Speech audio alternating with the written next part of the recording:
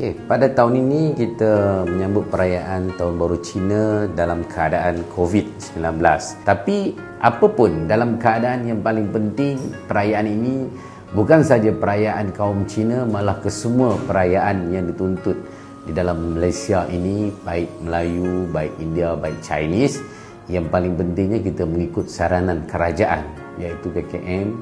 Yang paling pentingnya kita menjaga keselamatan diri kita dan kesihatan diri kita.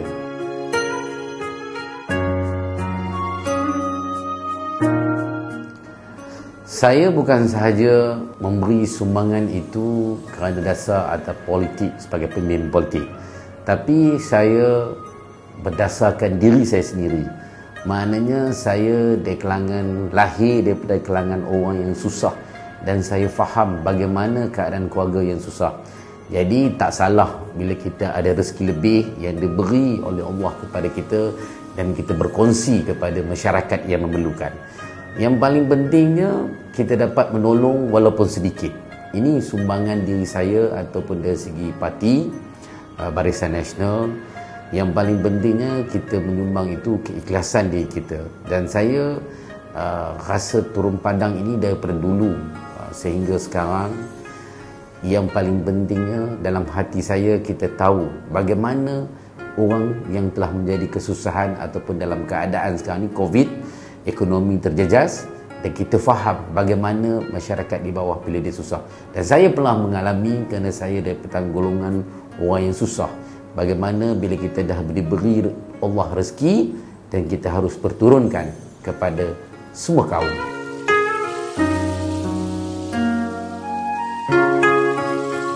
Apa yang saya boleh rumuskan bila kita turun padang ini, saya merasakan meletakkan diri saya. Bagaimana kalau kita menghadapi kesusahan tanpa ada bantuan orang datang? Maknanya kita melihat diri kita sendiri.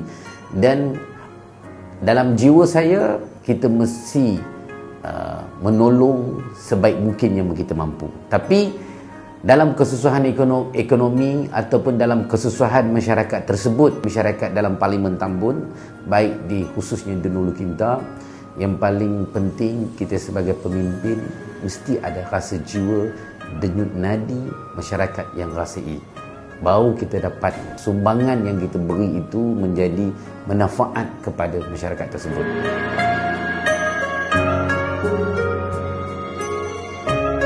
Dari segi kita bercakap dari segi konteks Kerajaan Negeri Perak. Kerajaan Negeri Perak di bawah Yang Amat Berhormat Datuk Syahrani sebagai Menteri Besar Perak, diorang telah menubuhkan bantuan di bawah pelbagai agensi Yayasan Perak terutamanya, dan ada juga MBIN yang telah mengeluarkan sumbangan kepada masyarakat.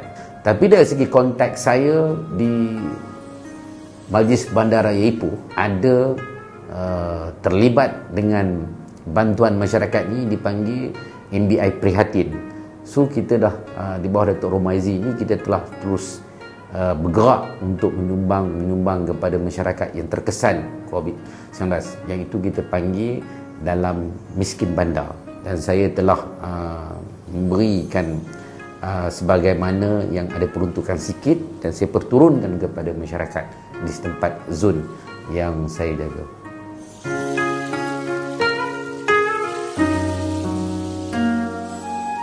Ucapan saya yang paling penting, masyarakat kaum Cina pada hari ini, kalau kita mengikut simbol, kita adalah tahun lembu.